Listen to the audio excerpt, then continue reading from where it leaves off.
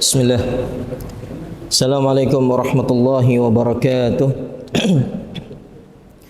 Innal hamdalillah nahmaduhu wa nasta'inuhu wa nastaghfiruh wa na'udzu billahi min sururi anfusina wa min sayyiati a'malina. Man yahdihillahu fala mudilla lahu wa man yudlil fala hadiya lahu. Ashhadu an la ilaha illallah wahdahu la syarika lahu wa ashhadu anna Muhammadan abduhu wa rasuluh. Qala Allah Ta'ala ya ayyuhalladzina amanu taqullaha haqqa tuqatih wa la tamutunna illa wa antum muslimun. Ya ayyuhan nasu taqu rabbakumul ladzi khalaqakum min nafsin wahidah wa khalaqa minha zawjaha wa batha minhuma rijalan katsiran wa nisaa'a واتقوا الله الذي تساءلون به والأرحام إن الله كان عليكم رقيبا يا أيها الذين آمنوا اتقوا الله وقولوا قولا سديدا يصلح لكم أعمالكم ويغفر لكم ذنوبكم ومن يطع الله ورسوله فقد فاز فوزا عظيما أما بعد فإن أصدق الحديث كتاب الله وخير الهدي هدي محمد صلى الله عليه وسلم وشر الأمور محدثاتها وكل محدثة بدعة وكل بدعة ضلالة وكل ضلالة في النار. إخواني في الدين أعزني الله وإياكم. Kita melanjutkan kembali pembahasan dari risalah Syarh Sunnah lil Imam Al-Barbahari rahimahullahu ta'ala.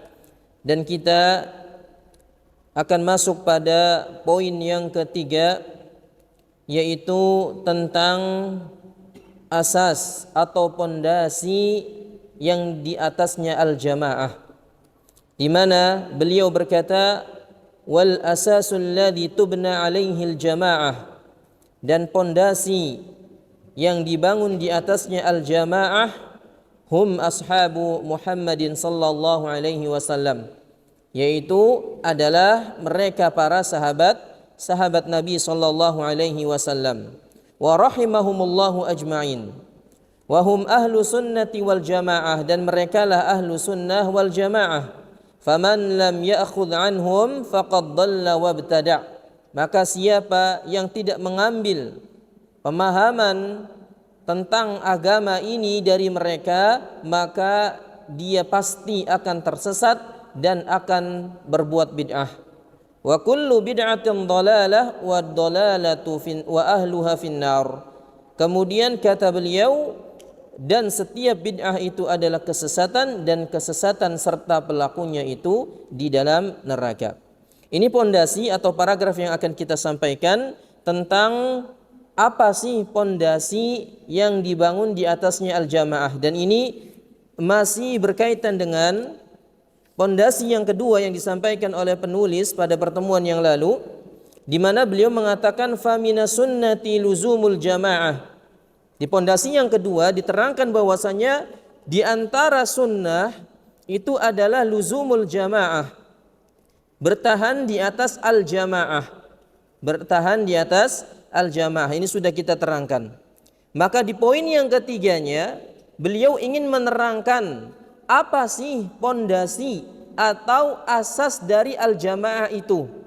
Ya, al-jamaah yang disebutkan oleh Nabi sallallahu alaihi wasallam dalam hadithul iftiraq yang pernah kita bacakan juga, kata Nabi sallallahu alaihi wasallam, "Sataftariqu min ummati 73 firqatan."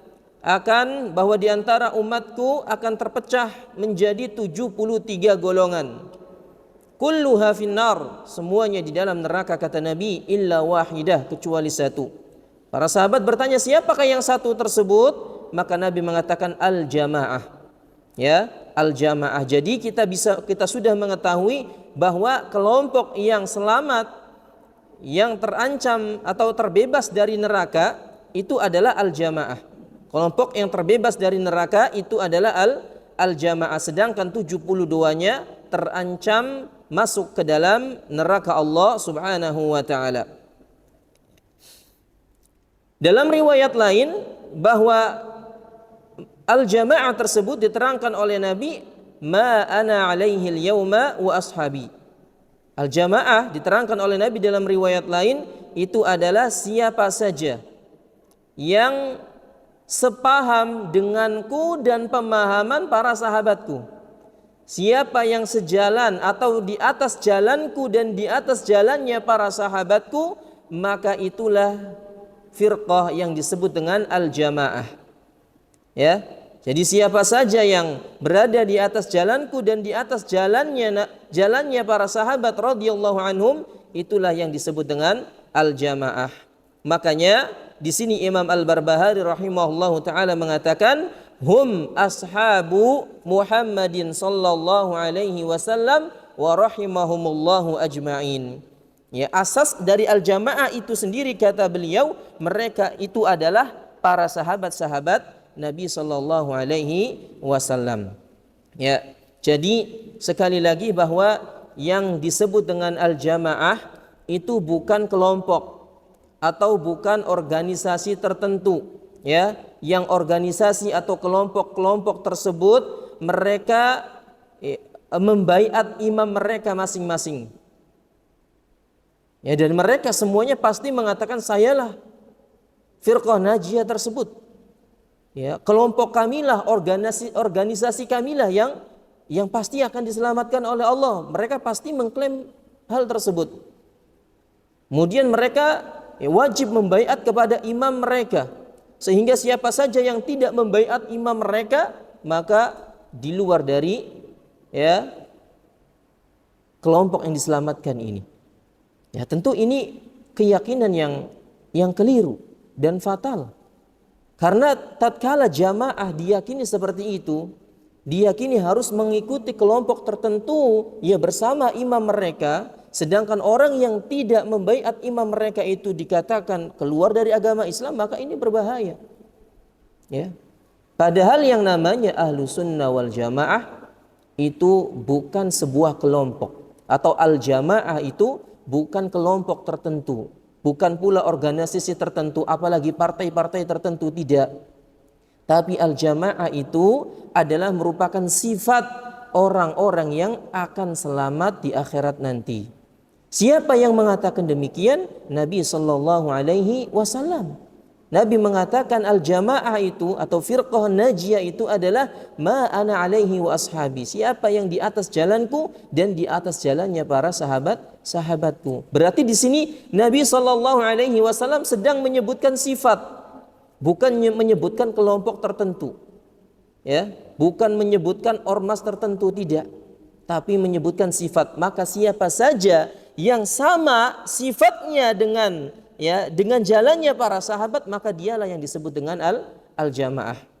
Tidak memandang mereka berkulit hitamkah, berkulit putihkah, dari Eropa, dari Afrika, dari Amerika, enggak. Selama mereka di atas jalannya para sahabat, maka dialah ahlu sunnah wal jamaah, dan dialah yang disebut dengan al-jamaah.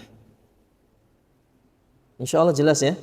Naam. Makanya di sini Imam Al-Bahari juga mengatakan wahum ahlu sunnati wal jamaah. Itulah ahlu sunnah wal jamaah adalah yang berpegang kepada jalan hidupnya para sahabat Nabi sallallahu alaihi wasallam. Jadi sekali lagi bahwasanya yang namanya al-jamaah itu bukan sekedar pengakuan saja. Ya, tapi al-jamaah itu dilihat kepada ideologinya, manhajnya, dan amalannya bagaimana. Ya, meskipun seandainya mereka itu sedikit jumlahnya, maka tetap dia disebut dengan al-jamaah. Jadi lihat kepada ideologi, apakah sama dengan ideologinya para sahabat dalam memahami agama ini? Lihat amalannya, apakah sama dengan apa yang dilakukan oleh para sahabat dalam beribadah? Ya, bukan hanya pengklaiman semata. Karena masing-masing kelompok pasti mereka mengklaim sayalah al-jamaah tersebut. Tapi pengklaiman tersebut tidak bermanfaat di sisi Allah Subhanahu wa taala tatkala mereka menyelisihi manhajnya para sahabat radhiyallahu anhum. Tatkala mereka menyelisihi ibadah-ibadahnya para sahabat Nabi sallallahu alaihi wasallam. Naam. Dan hendaknya para jamaah yang dimuliakan Allah Subhanahu wa taala, kita hindari yang namanya kelompok-kelompok, ya. Ikut kelompok ini, ikut kelompok itu, ya, dalam beragama dihindari. Karena berkelompok-kelompok ini merupakan salah satu sifat yang dimiliki oleh orang-orang musyrikin. Dan Allah Subhanahu wa taala mengatakan wala takunu minal musyrikin. Janganlah kalian itu seperti orang-orang musyrikin. Apa sifat mereka? Minal ladzina farraqu dinahum wa kanu syi'a. Ya, mereka mengkotak-kotakan agama mereka. Mereka membuat kelompok-kelompok banyak sekali. Wa kullu hisbin bima ladaihim farihun, dan setiap kelompok dari mereka membanggakan kelompok mereka masing-masing. Ya, setiap dari mereka mengklaim bahwa kelompok saya lah yang paling benar. Oleh karena itu, ya, hindari ya bermajlis dengan orang-orang yang mengotak-ngotakkan agama ini. Ya, mereka membuat kelompok-kelompok yang tidak pernah diajarkan oleh Allah dan Rasulnya. Tidak pula diperintahkan oleh Allah dan Rasulnya, tapi mereka mengkotak-kotakkan agama ini dengan membuat kelompok-kelompok yang isinya amalannya itu jauh dari amalan tauhid. Maka hindari hal seperti itu. Ya, makanya di zaman Nabi sallallahu alaihi wasallam, para sahabat di antaranya orang-orang muhajirin, pernah orang muhajirin dengan orang ansar bertikai. Mereka, ya, kemudian baik dari orang ansar ataupun orang-orang muhajirin itu mengatakan, ya, orang ansar mengatakan ya alal ansar. Satu laginya orang muhajirin mengatakan ya lal muhajirin. Wahai orang-orang muhajirin. Ya, orang ansarnya memanggil wahai orang-orang ansar. Afan. Maksudnya orang ansar memanggil orang-orang ansar, orang-orang muhajirin memanggil orang-orang muhajirin. Maka Nabi sallallahu alaihi wasallam mendengar hal tersebut, lalu beliau berkata, "Ma balu da'wal jahiliyah?" Kenapa kalian mengatakan seruan orang-orang jahiliyah? Nabi katakan bahwasanya ketika mereka memanggil suku mereka, itu mereka berta'assub. Ya, mereka apa? Berta'assub kepada kelompok mereka. Dan ini dilarang oleh Nabi sallallahu alaihi wasallam, ta'assub kepada kelompok tertentu sehingga mereka mengkafirkan kelompok di luar mereka. Itu namanya ta'assub, tidak boleh. Ya, fanatik bahasanya. Ya, di zaman Nabi SAW tatkala terjadi hal tersebut diingkari oleh Nabi. Ya, diingkari oleh Nabi SAW. Kenapa kalian memanggil seruan jahiliyah? Ya, berarti fanatik itu tidak boleh dan dilarang oleh Nabi Sallallahu Alaihi Wasallam. Lalu mereka mengatakan, ya Rasulullah, ya, orang muhajirin atau orang ansar itu nabok duluan ya Rasulullah. Ya, makanya kita panggil teman-teman kami. Tapi itu dilarang oleh Nabi Sallallahu Alaihi Wasallam. Ya, ya, kata Nabi SAW, itu adalah perbuatan buruk, tinggalkan. Ya, itu adalah perbuatan buruk, tinggalkan. Maka berdiri, ya, rois dari orang-orang munafik, yaitu Abdullah ibn Salul. Ya, dia mengatakan, la in raja'na ilal Madinah la yukhrijanna minha a'azzu minha al-adhal. Kata siapa? Kata orang munafik ini, ya, mengancam orang-orang muhajirin, awas kalau kita kembali ke kota Madinah, ya, ngompor-ngomporin Nabi, padahal Nabi sudah mendamaikan mereka, orang Ansar dan orang Muhajirin, didamain udah. Tapi dikomporin oleh orang-orang munafik ini yang dipimpin oleh Abdullah bin Salul.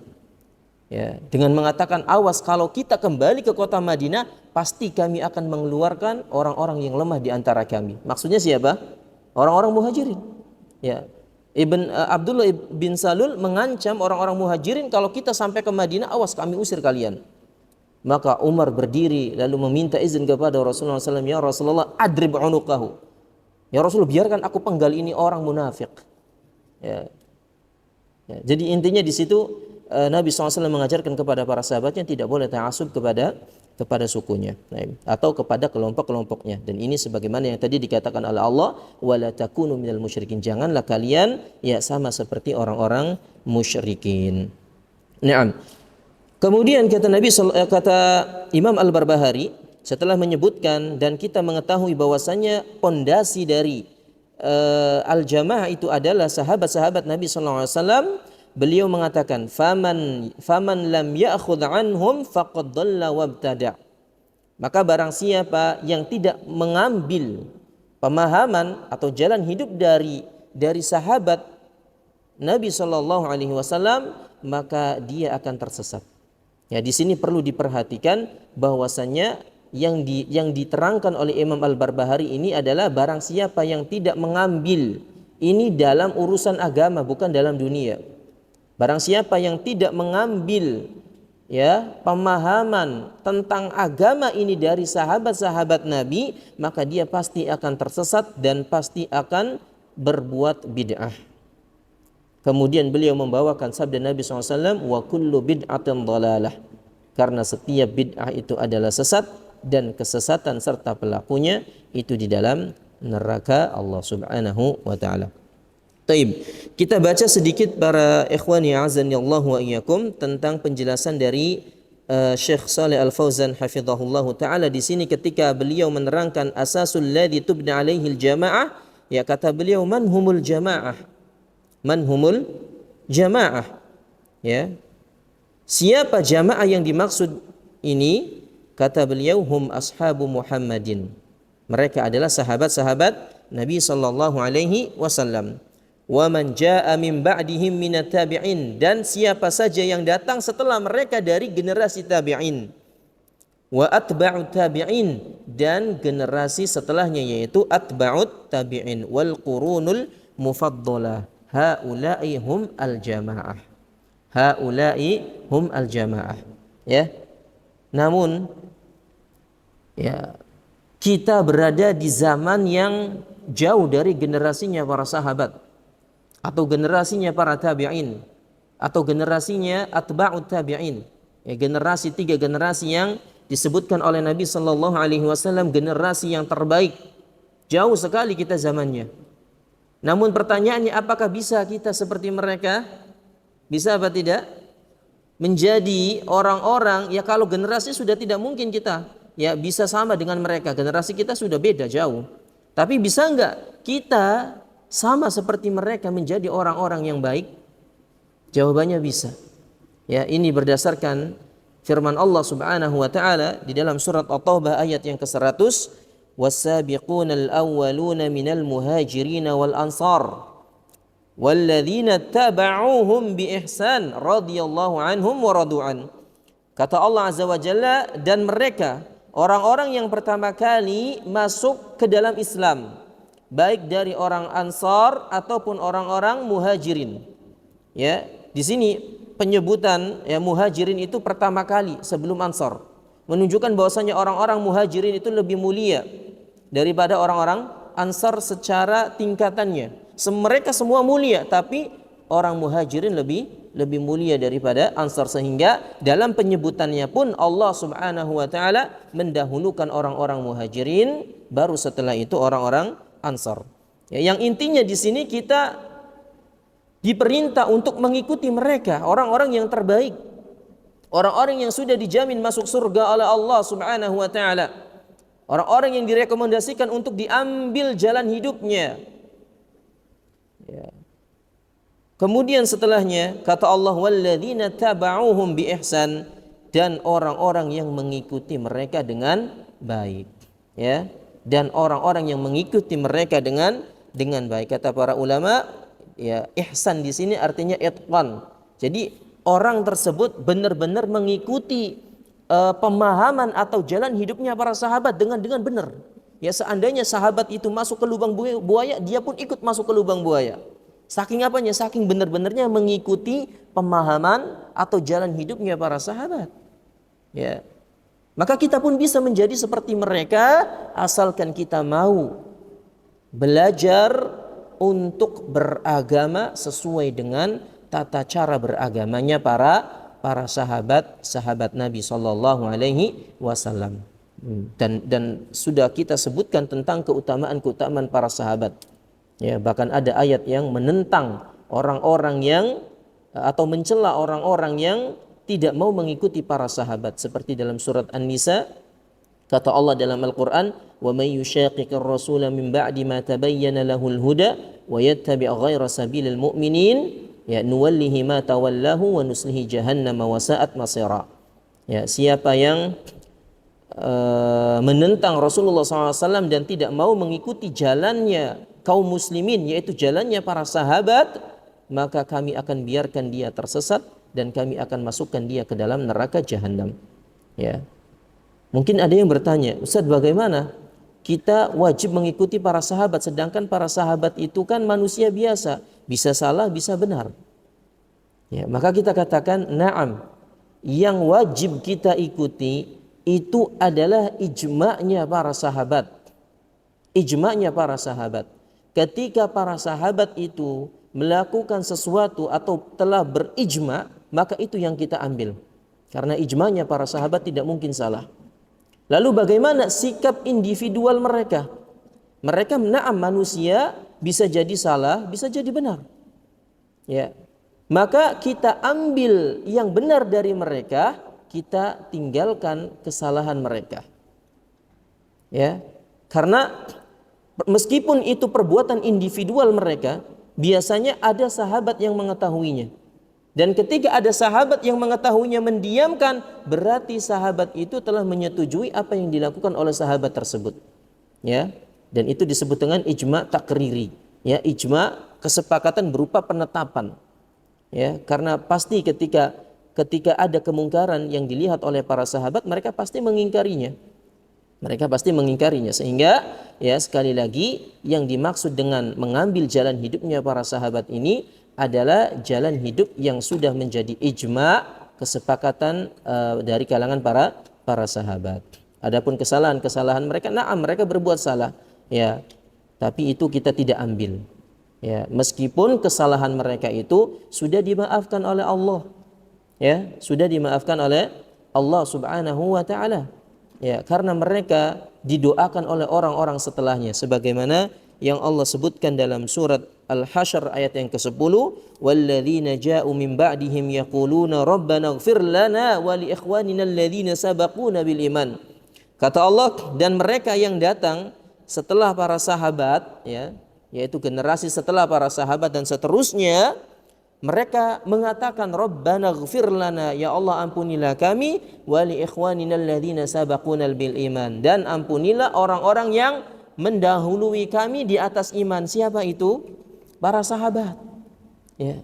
Jadi meskipun ada di antara para sahabat yang mereka melakukan kesalahan, tetap kesalahannya sudah diampuni, ya, sudah diampuni oleh Allah Subhanahu wa taala karena didoakan oleh orang-orang setelahnya.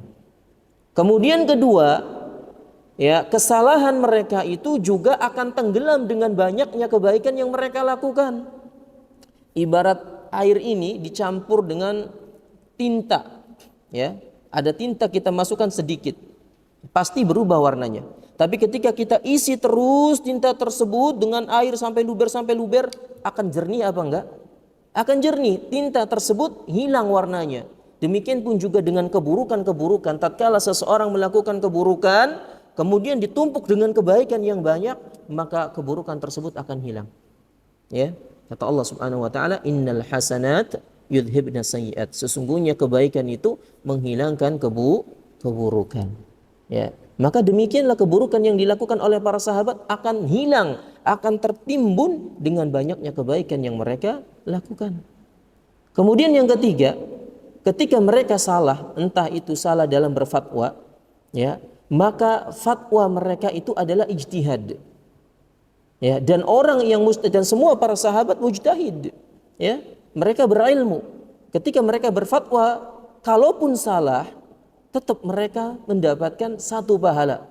Sebagaimana kata Nabi SAW, idza ijtahadal hakimu fa asaba falahu ajran. Siapa yang berijtihad dan yang berhak untuk berijtihad ini adalah mereka orang-orang yang memenuhi kriteria mujtahid, yaitu para ulama, dan di antaranya para sahabat. Kalau dia benar ijtihadnya, dapat 2 pahala. Wa in akhta'a falahu ajrun. Kalau salah ijtihadnya, maka dia hanya mendapatkan satu pahala, ya. Satu pahala. Itu para sahabat. Jadi jangan berhujjah dengan kesalahan mereka. Udah, antum enggak diperintah untuk memikirkan kesalahan mereka. Udah, kesalahan mereka sudah diampuni oleh Allah. Pikirkan kesalahan antum, ya. Pikirkan kesalahan kita. Jangan mikirin kesalahan orang lain, udah. Ya, kita tidak diperintah untuk memikirkan kesalahan mereka. Ya, tapi kita diperintah untuk bagaimana cara supaya kita itu ya bisa beribadah seperti mereka, yaitu para sahabat radhiyallahu anhum. Taib. Kemudian kata Syekh Al-Fauzan, "Faman iqtada bihim minal mutaakhirin," dan siapa yang mengikuti mereka dari orang-orang yang belakangan, haula'i humul jamaah, mereka juga disebut dengan al-jamaah, alladzina yajibu 'alal muslim an yakuna ma'ahum, yang dia wajib ya bagi seorang muslim untuk bersama jamaah tersebut, ya, bersama mereka wajib, ya. Makanya ketika Nabi SAW mengabarkan kepada Hudzaifah bin Yaman radhiyallahu anhu tentang akan terjadi suatu fitnah, maka Hudzaifah bin Yaman radhiyallahu anhu pun berkata kepada Nabi SAW, "Ya Rasulullah, ma ta'muruni in adraktu dzalika?"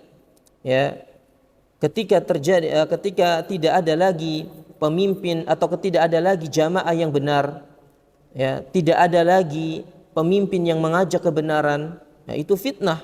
Apa yang harus kita lakukan ya Rasulullah? Kata Hudzaifah, kata Nabi SAW, talzamu jama'atal muslimina imamahum. Ya, pertama, engkau harus bertahan bersama jamaah kaum muslimin serta bersama imam mereka. Ya, bersama imam mereka. Dan siapa imam kaum muslimin?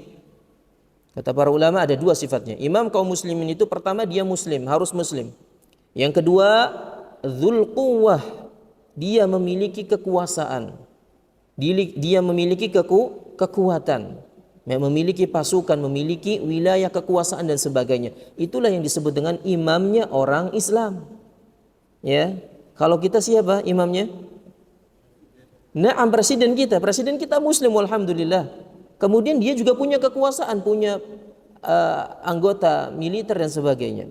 Maka presiden kita katakan layak dia sebagai imam kita. Maka ketika terjadi fitnah hendaknya kita ikut bersama pemimpin kita. Ini yang pertama, ya. Ya. Kedua, ya. Kalau enggak ada yang benar bagaimana ya Rasulullah? Fa'tazil tilkal firaq. Kata Nabi SAW, tinggalkanlah kelompok-kelompok itu. Udah kalau nggak ada kelompok yang benar, udah tinggalin semua. Ya, tinggalin semua. Ya, itu kuncinya. Ya, kuncinya. Taib. Kemudian kata beliau, walau nalahu ma nalahu minal adza. Ya, tadi dikatakan oleh Syekh Al-Fauzan, hendaknya kita bersama al-jamaah tersebut, ya. Ya, bersama imam kita. Walau nalahu ma nalahu minal adzab, meskipun dia itu mendapatkan ujian atau mendapat perilaku-perilaku yang tidak mengenakan. Wa minat tahdid, atau dia mendapatkan ancaman. Wa minat ta'yir, ataupun dia mendapatkan celaan. Wa minat tahajjumi, ataupun dia mendapatkan serangan-serangan. Yasbiru ala hadza, dia hendaknya bersabar di atas ini. Artinya di sini ikhwan azani Allah wa iyyakum, ketika seseorang itu di atas kebenaran, maka sudah sunnatullah pasti akan ada orang-orang yang membencinya. Pasti akan ada orang-orang yang tidak suka dengan dirinya. Ya, ketika dia itu berpegang dengan manhajnya Nabi SAW, dengan pemahamannya para sahabat, sedangkan di lingkungannya itu mereka banyak orang-orang yang menyelisihi pemahamannya para sahabat, pasti akan dianggap aneh. Pasti akan mendapatkan tuduhan-tuduhan yang tidak mengenakan. Pasti akan mendapatkan cibiran-cibiran yang tidak mengenakan. Itu sudah merupakan hukum alam yang pasti akan ada. Ketika seseorang menegakkan kebenaran, pasti akan ada orang-orang yang tidak suka dengan kebenaran tersebut. Ya, maka ketika kita mendapati hal tersebut, kata beliau, yasbir, hendaknya dia sabar. Sabar di atas hak, disabar di atas kebenaran tersebut, jangan minder. Ya, ketika orang itu di atas kebenaran, dia meninggalkan perbuatan bid'ah, sedangkan orang-orang di lingkungannya semuanya melakukan perbuatan bid'ah. Orang-orang yang cakap, wah ente mah enggak toleransi, ente mah dan sebagainya. Kita tahu bahwasanya itu adalah perbuatan yang tercela, perbuatan yang dilarang, perbuatan bid'ah. Kita sabar. Jangan ikuti mereka. Jangan ikuti mereka. Meskipun keluarga kita intimidasi dan sebagainya, kita sabar. Ya, di atas kebenaran. Karena ini bukan hal yang pertama kali akan terjadi kepada suatu umat. Itu sudah ada umat-umat terdahulu, ya. Para anbiya semuanya ketika mereka berdakwah mendapatkan ujian. Ya, siapa Nabi SAW? Orang yang masya Allah luar biasa, akhlaknya dipuji, bahkan orang-orang kafir pun mengakui akhlak Nabi SAW. Orang yang paling sabar, orang yang paling mulia dan sebagainya. Tapi tidak lepas dari celaan manusia. Beliau dikatakan tukang sihir, beliau dikatakan pemecah belah umat, ya, beliau dikatakan orang gila. Bahkan beliau mendapatkan serangan-serangan, bebatuan itu menghujam kepada beliau, melukai beliau. Ya. Tapi apakah beliau mundur kemudian bergabung dengan mereka? Tidak. Bersabar di atas ujian tersebut. Bersabar di atas ujian tersebut dan ingat bahwasanya Allah Subhanahu wa taala menguji seorang hamba itu tergantung kadar keimanannya. Semakin tinggi iman seseorang, maka Allah akan memberikan ujian yang semakin tinggi pula kepadanya. Bisa jadi ketika kita belum mengenal sunnah, kita enak hidupnya, nggak ada ujian, perasaan itu enak banget. Tapi ketika kita mengenal sunnah, kemudian memperdalam ilmu agama ini sesuai dengan pemahamannya para sahabat, meninggalkan perbuatan ini dan perbuatan itu, akan datang ujian-ujian yang lebih berat daripada sebelumnya, itu pasti. Ya. Dan ketika datang ujian tersebut, yakinlah bahwasanya itu tanda bahwa Allah cinta kepada kita. Ya.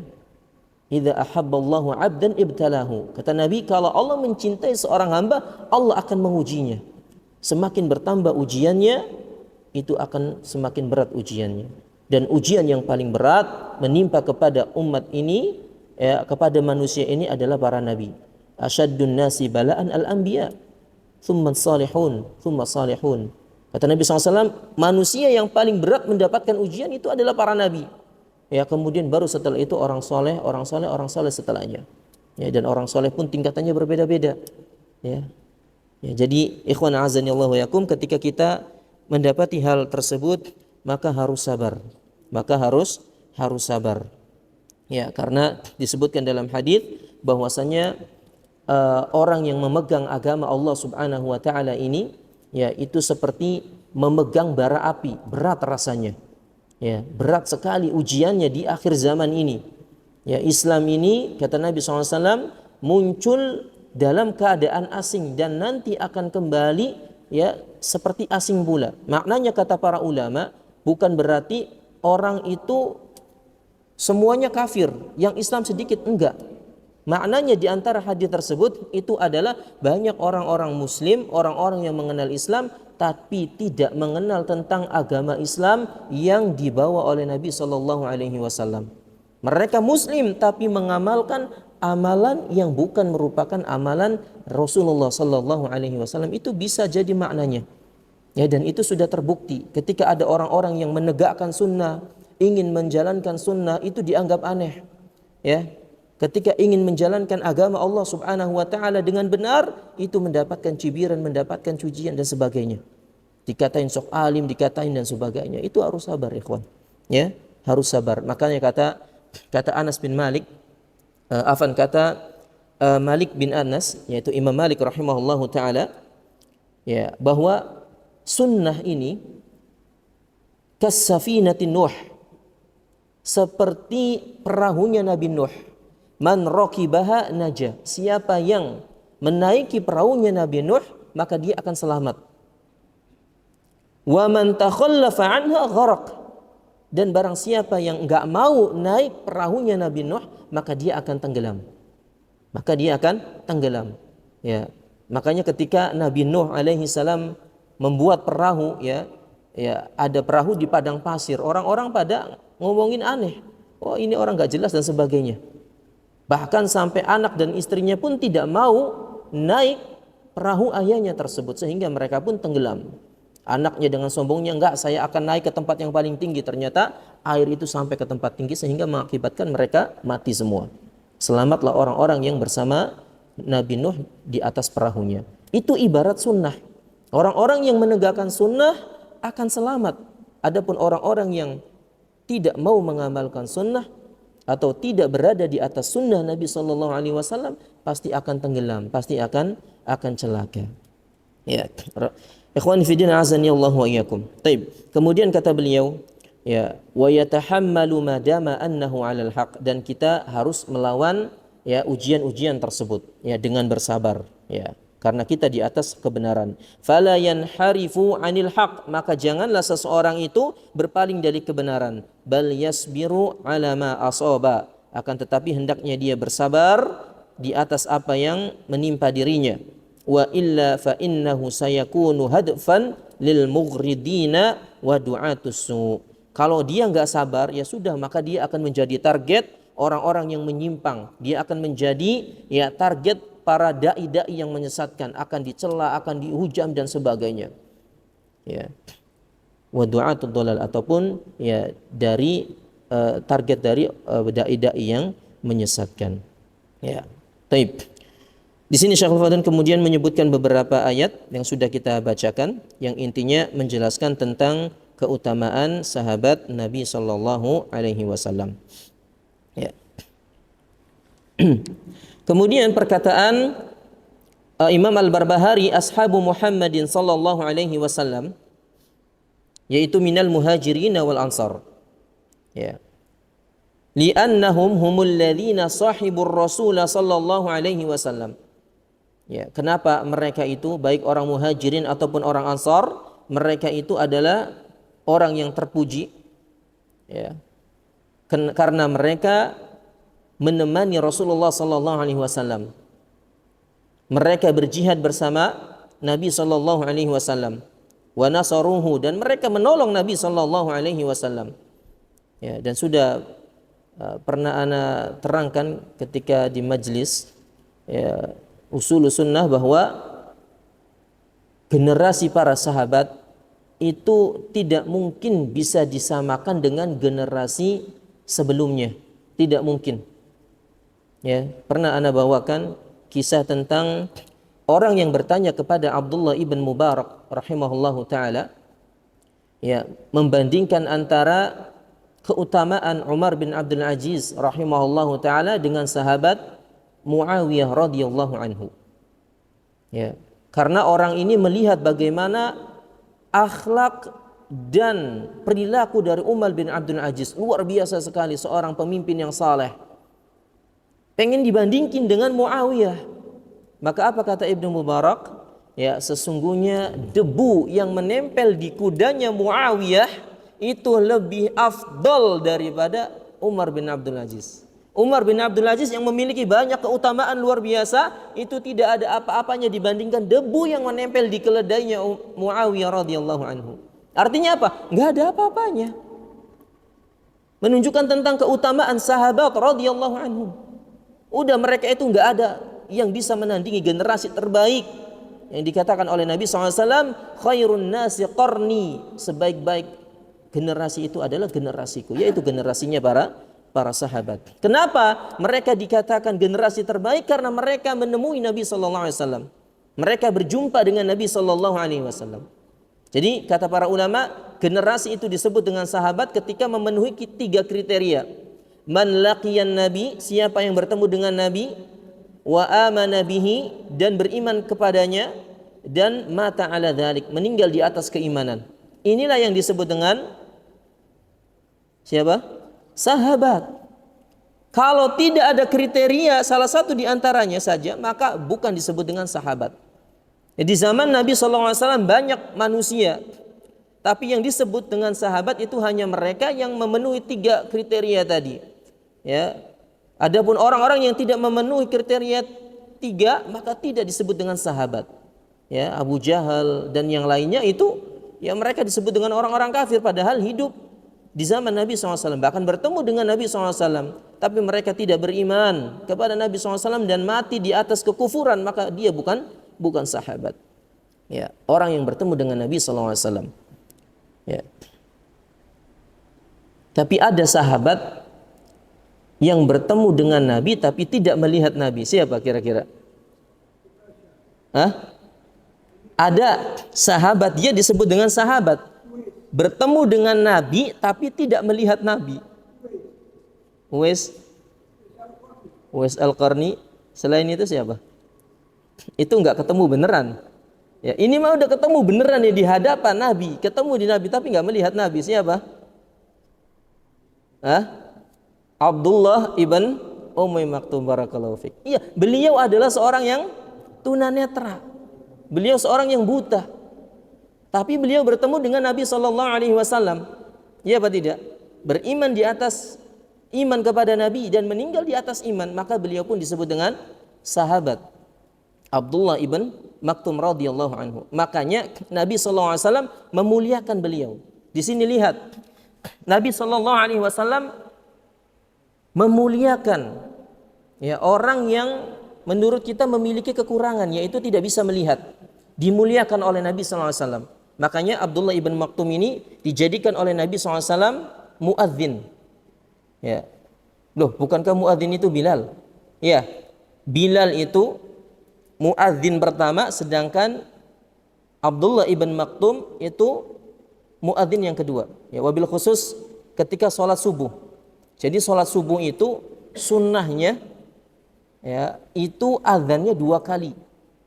Ya, sunnahnya 2 kali ketika adzan apa? Subuh. Ya, adzan subuh. Ini berdasarkan sabda Nabi SAW dalam hadis Bukhari dan Muslim. Kata Nabi, Inna Bilalan yu'adzinu bil-lail. Sesungguhnya Bilal itu adzan ketika masih malam, belum datang waktu fajar. Fakulu washrabu hatta yu'adzina ibnu Ummi Maktum.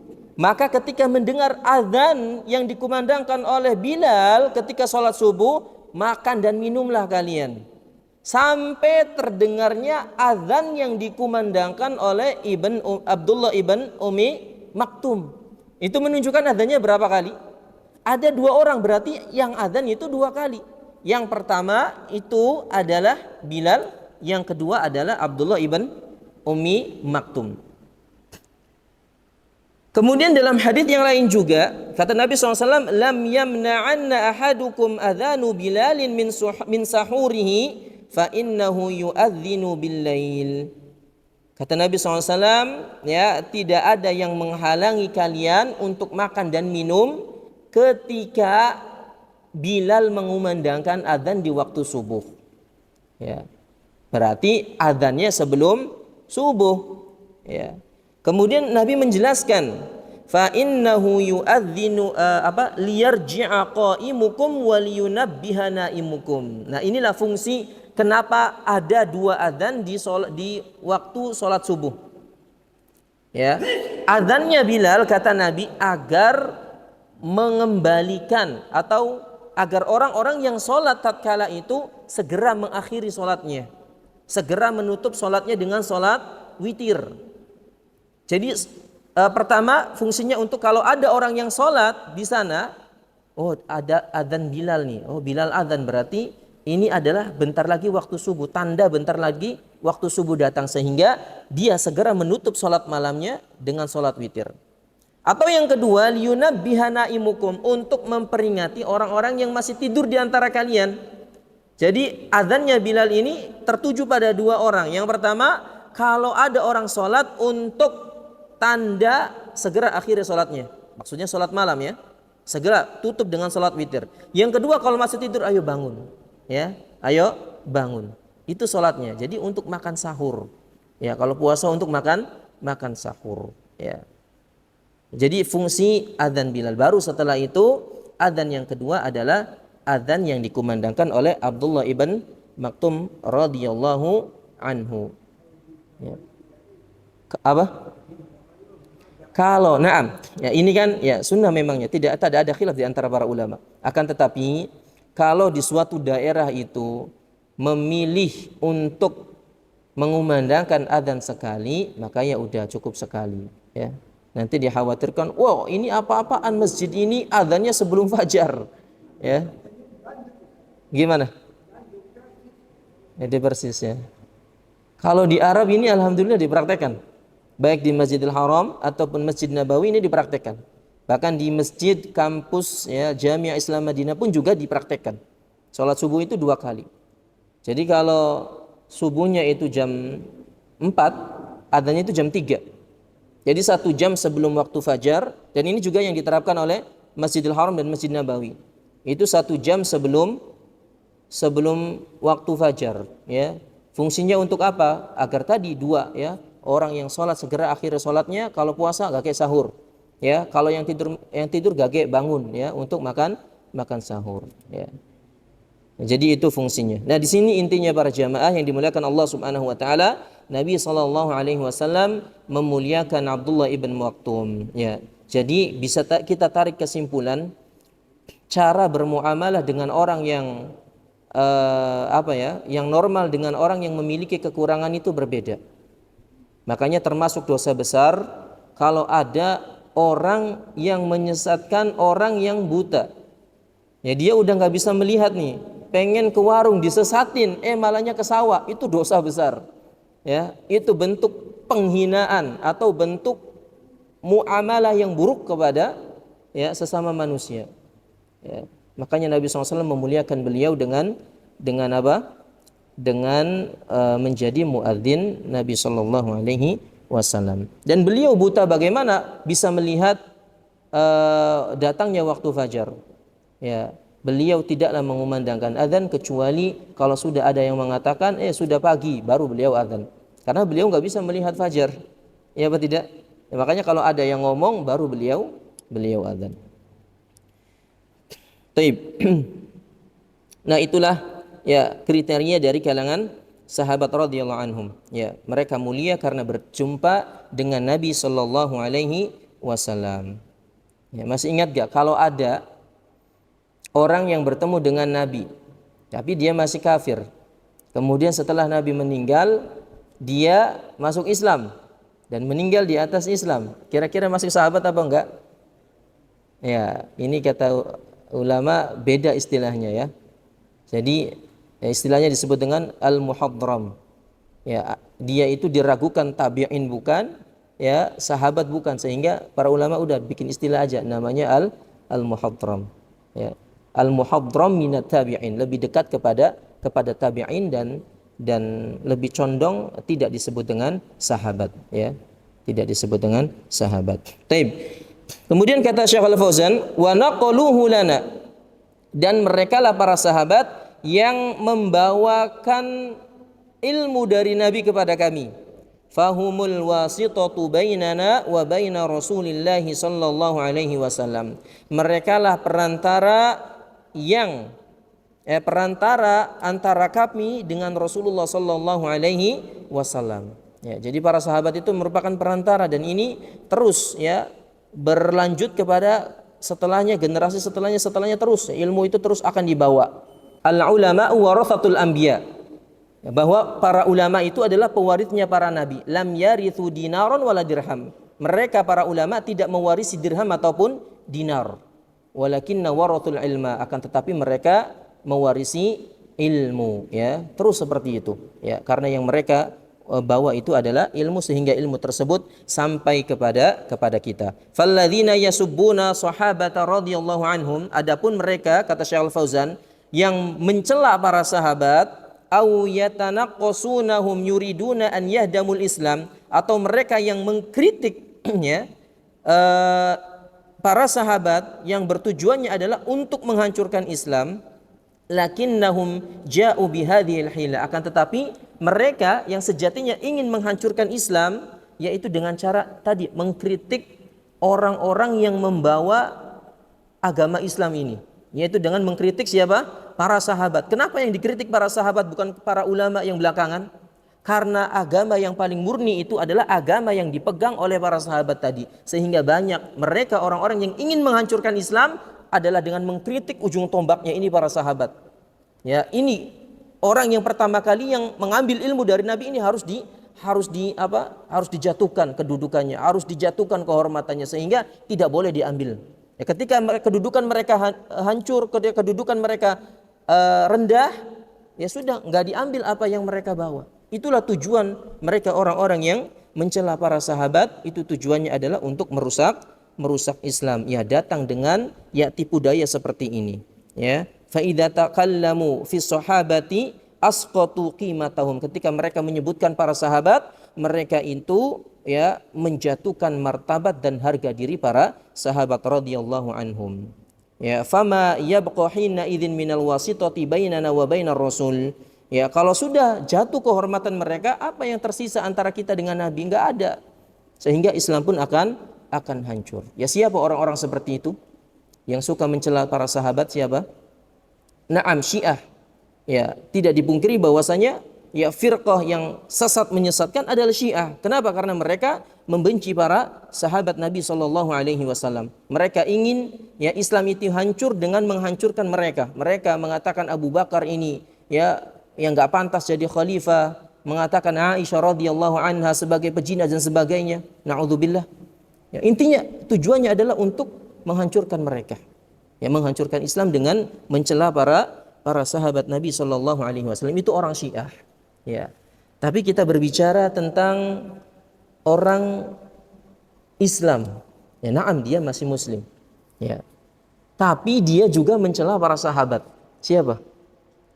Sudah Anda pernah sebutkan di Masjid An-Nur siapa? Ya, di antaranya adalah seorang tokoh yang bernama Sayyid Qutb.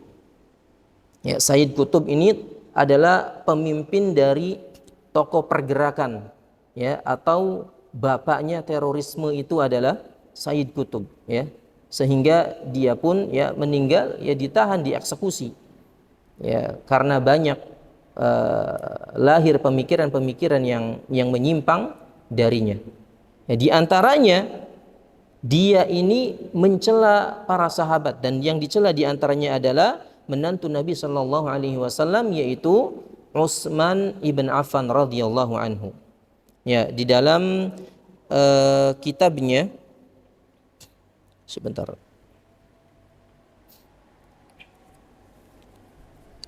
Di dalam kitabnya Al-Adalatul Ijtimaiyah dia mengatakan wa anna ahda Utsman kana faj'atan bainahuma.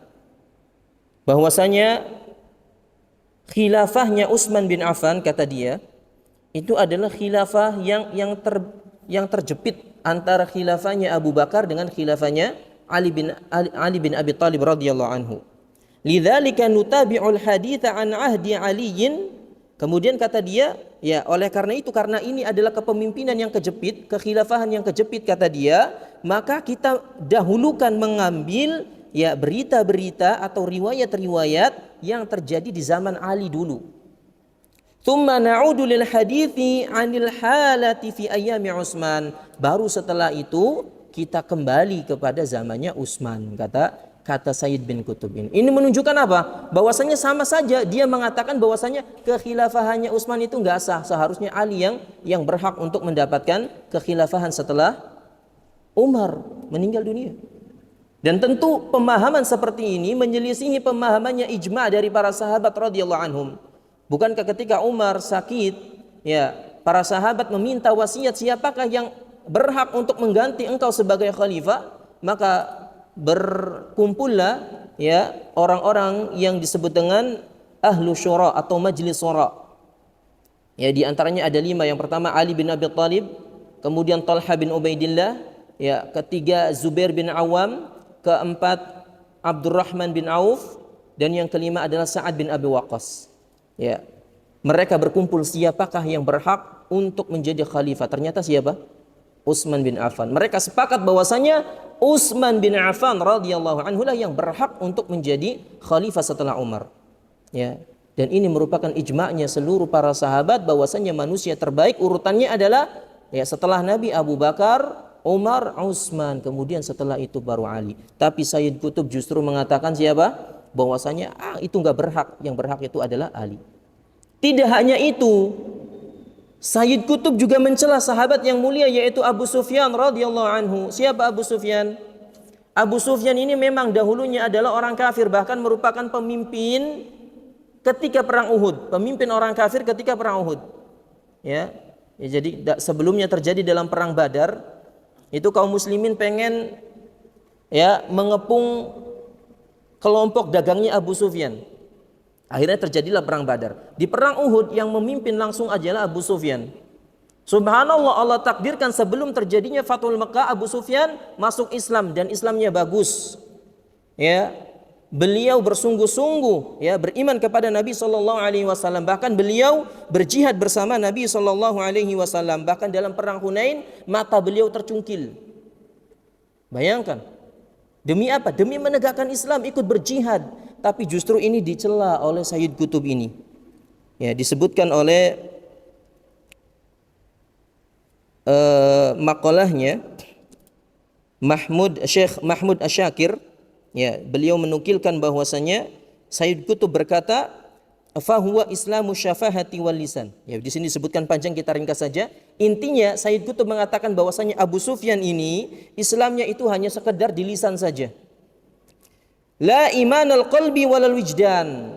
Dia itu imannya enggak sampai hati, ya, apalagi perbuatan, cuma di lisan saja, cuma ngomong doang imannya. Itu kata Sayyid Qutb. Ya, padahal tadi kita sebutkan bahkan mata beliau sempat tercungkil ya di perang Hunain. Ya, itu menunjukkan bahwasanya beliau itu berjihad, ya benar-benar Islamnya, tapi dicela oleh Sayyid Qutb. Kemudian beliau juga yang dicela juga adalah istrinya, yaitu siapa? Hindun. Ya, ternyata dicela juga oleh si Sayyid Qutb ini. Ya, bahkan dia mengatakan Hindun itu adalah labu'ah. Labu'ah itu dalam bahasa Mesir ya artinya adalah pezina, wanita pezina. Na'udzubillah. Padahal Hindun tatkala itu juga dia menjadi seorang sahabiat masuk Islam dan Islamnya bagus. Tapi dicela oleh Sayyid Qutb. Anaknya yaitu siapa? Muawiyah ibn Abi Sufyan dengan Amr bin As pun itu dicela habis oleh Sayyid Qutb ini. Ya. Dia berkata, perhatikan. Ya.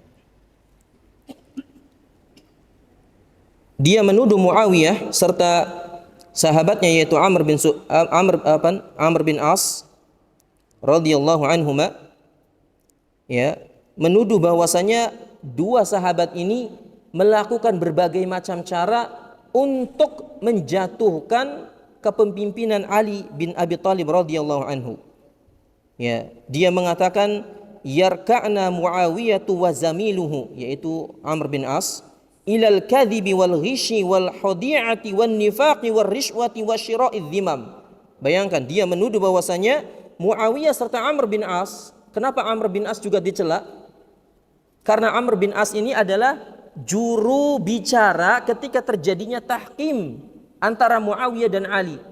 Ya, ketika Ali radhiyallahu anhu menyetujui perdamaian dengan Muawiyah, yaitu di antara juru bicara dari kubu Muawiyah itu adalah Amr bin As. Makanya Amr bin As ini ikut dicela. Ya, kalau Muawiyah tadi ya wajar orang tuanya saja dicela, apalagi anaknya kan. Ya. Ya, kemudian Amr bin As juga kena. Dia mengatakan bahwasanya dua sahabat ini ya itu bisa mengalahkan Ali itu karena dusta, karena curang, karena penipuan, bahkan dia ini memiliki kenifakan. Bayangkan, seorang sahabat yang mulia dituju di dalam hatinya memiliki kenifakan. Ya, apakah ini enggak kurang ajar? Ya, warishwah, kemudian dia nyogok. Dituduh bahwasanya Muawiyah dan Amr bin As ini nyogok, ya, nyogok kubunya Ali. Ya, sehingga kekhilafahan diserahkan kepada kubu Muawiyah. Ya, intinya berbagai macam tuduhan dilontarkan oleh dia, ya. Jadi apakah pantas ya kita membela seseorang yang mencela Nabi SAW? Pantas apa tidak? Enggak pantas. Tapi ada, subhanallah, ya, dai-dai atau bahkan ustadz yang katanya salafi justru membela Sayyid Qutb. Ada artikelnya. Ya, artikelnya itu judulnya ana lupa ya. Ya, apakah anti Sayyid Qutb tanda tanya, itu judulnya. Ya, itu di sini intinya bahwasanya beliau ya ustadz tersebut membela Sayyid Qutb ini. Kata dia intinya dia punya kesalahan tapi juga banyak kebaikan. Tapi kalau kita lihat ikhwan, kesalahannya fatal apa tidak? Mencela para sahabat, ya. Mencela orang-orang yang sudah jelas ya dikatakan oleh Allah Subhanahu wa taala radhiyallahu anhum wa radu'an. Ya, maka tidak layak kita untuk membela orang seperti ini.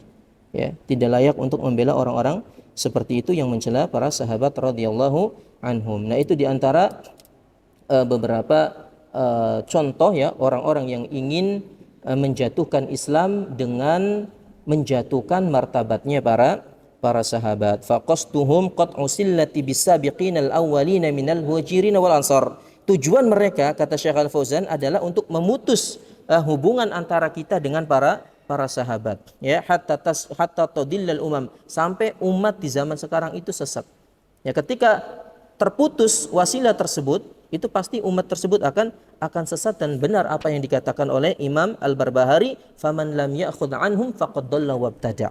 Ya, siapa yang tidak mengambil pemahaman tentang agama ini dari para sahabat, maka dia akan tersesat. Naam. Wallahu a'lam bishawab. Ini saja yang bisa kita sampaikan. Naktafi bi du'aika fardul majlis. Subhanakallahumma wa bihamdika asyhadu an la ilaha illa anta astaghfirullah wa atubu ilaik. Assalamualaikum warahmatullahi wabarakatuh.